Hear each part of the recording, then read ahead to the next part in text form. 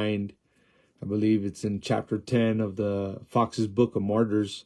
And it's a very fascinating little story there towards the end of the Roman Empire. I just been thinking a lot about it because it's a haunting story.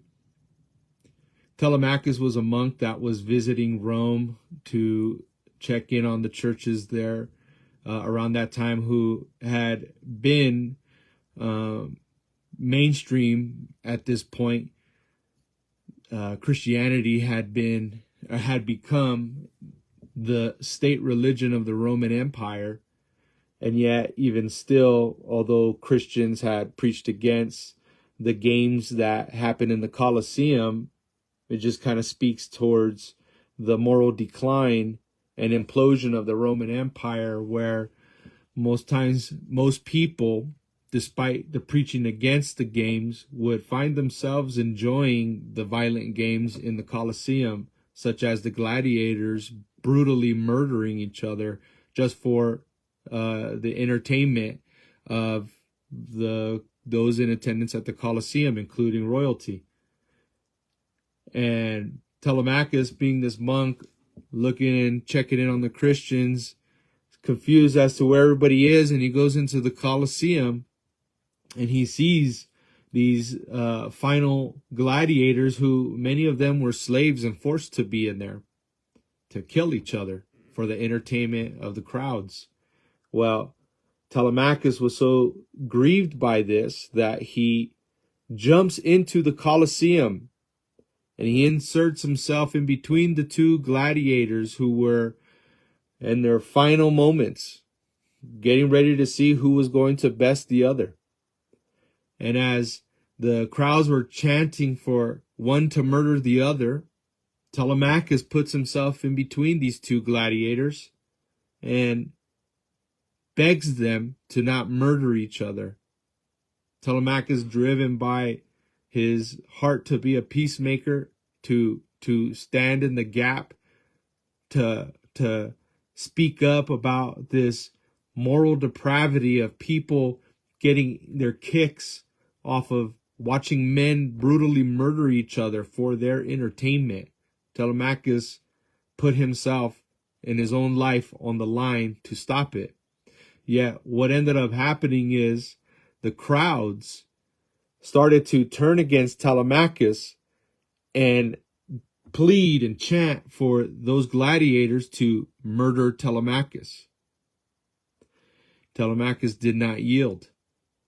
And so as the gladiators are looking kind of confused, they're starting to see that the crowds are demanding, throwing stuff. They're starting to riot.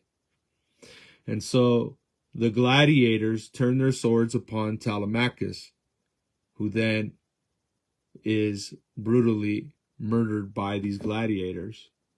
Now, what's interesting is, according to the Book of Martyrs and according to history, is that as soon as Telemachus was killed, an innocent man was brutally murdered by these gladiators, the entire Colosseum fell silent. Everybody knew what had happened. An innocent man died for their entertainment. What's interesting is history tells us that this marks the very last gladiator fight that happened in Roman history.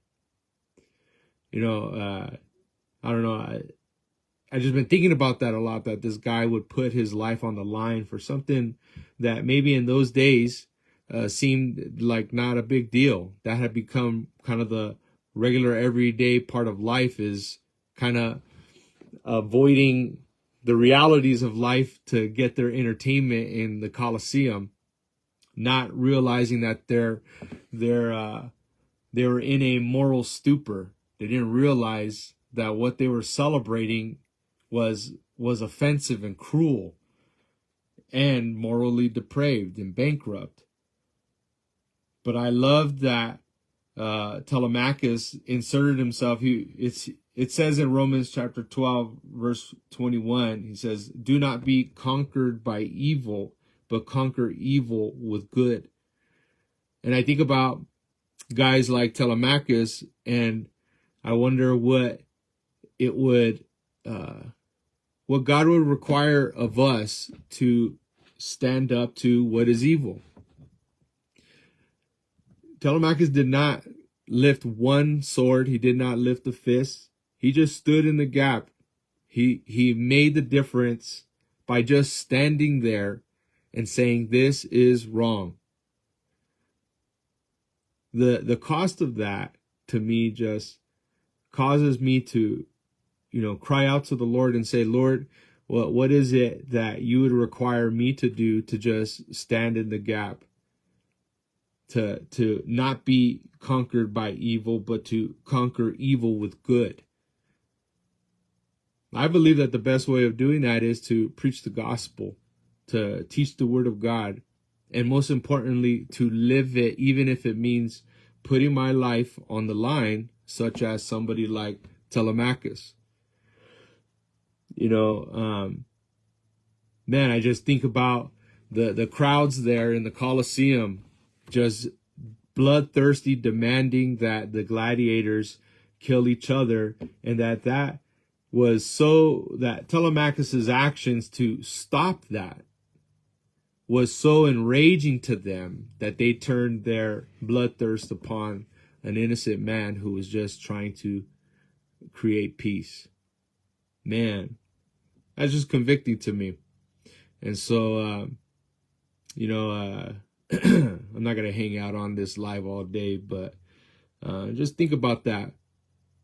Do not be conquered by evil, but conquer evil with good. Earlier in the chapter, Paul says, he's even talking about living in harmony with one another, not being proud, associating with the humble. It says, don't repay anyone evil for evil, but give careful thought to do what is honorable in everyone's eyes. That's what's so interesting about Telemachus's actions there, right? Everybody in that Colosseum was there for one thing, and that was to be entertained by the death of another. And right here, we see that even though in this case, in the Colosseum's case, everyone's eyes, they were wrong. But according to God, this violence, this brutal culture that the Romans had was offensive to the Lord. And that in reality, all these people knew what they were doing was wrong, because why else, when Telemachus would basically put his life on the line and they call for his death now, an innocent man who was not part of the games, and right away they know that they had done something wrong, and it led to the end, the very last gladiator games in Rome. Fascinating. So, I'll leave you guys with that. God bless you guys. Have a good day. Bye-bye.